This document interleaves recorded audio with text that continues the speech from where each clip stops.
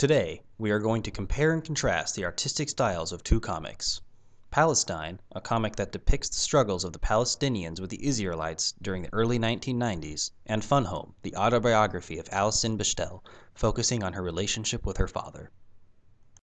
Throughout Palestine, most of the background artwork is very detailed, almost photorealistic, with the various characters ranging from abstract features to detailed emotion-filled faces.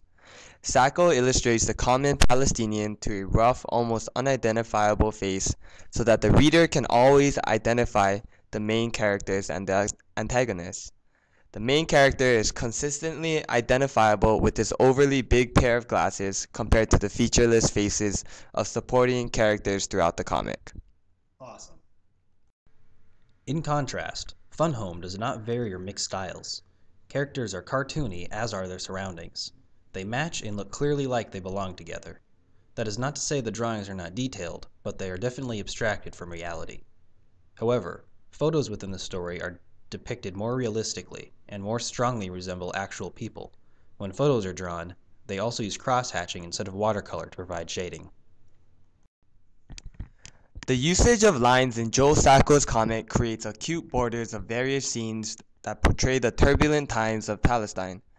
For example, some are framed not in linear rectangles but by rough jagged lines to give the image a more pleasing aesthetic image to the reader. By having an image that is not traditionally framed in the unconventional order that Sacco had it in, he created panels of images that were placed on top of each other instead of the traditional Western left to right, top to bottom form, the form that Fun Home uses. With panels set on top of each other, there is a sense of a background environment for the reader to be given the chance to immerse himself more into the comic. Just like in Palestine, none of Fun Home's lines, even the text boxes and panel frames, are perfectly straight. This is to help them match the artistic style that they contain. If the borders didn't match the art, it would be jarring to the eye. In addition to being loosely drawn, the lines bordering objects do not strictly control the color and shading. Colors sometimes spill out. The only color Bechdel uses throughout the book is a dull blue-gray wash of watercolor, a form of shading more than actual color. This trend started early in her childhood when she abandoned all colors save for her favorite, midnight blue. It is very fitting for Fun Home's atmosphere, adding a pervasive melancholy that affects the tone of every last page. It gives the entire book the feeling of emotional distance Bechdel has within her life. Sacco, on the other hand, uses only black ink in his comic for various reasons. Maybe cost issues with color, or his favorite color was black like Bechdel with her usage of blue. But the effect that only black ink gives is a somber, perilous feel to the reader. As he depicts his journey throughout Palestine, Sacco portrays the chaotic events that the common people have to go through daily. There is a huge vocabulary to his usage of black ink, from the thin lines of a person's shadow to the endless darkness of a captive's cell.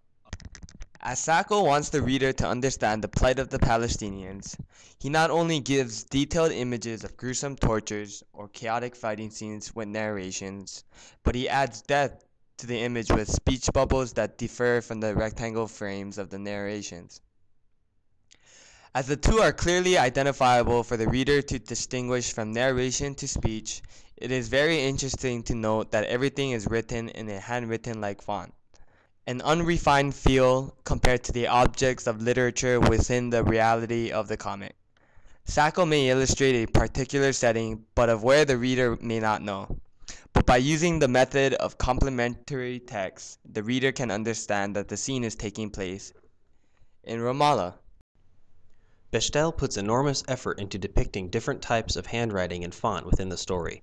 Entire panels are filled with a page of her diary, or a letter from her dad, or even a shot of the dictionary. It is likely that the importance she places on this is from her father's influence, as he was an English professor and had a passion for literature. Bechdel shows many examples of her and her father's handwriting, which helps them seem more real to the reader. The uniqueness this creates is similar to the techniques McCloud describes, where objects and characters are drawn very realistically to make them seem more real, only with handwriting instead. In essence, both comics are exactly that. Enjoyable, light read comics. But we can affirm that the various techniques covered in class are an important part of the literature and artistic styles that the artists want to portray.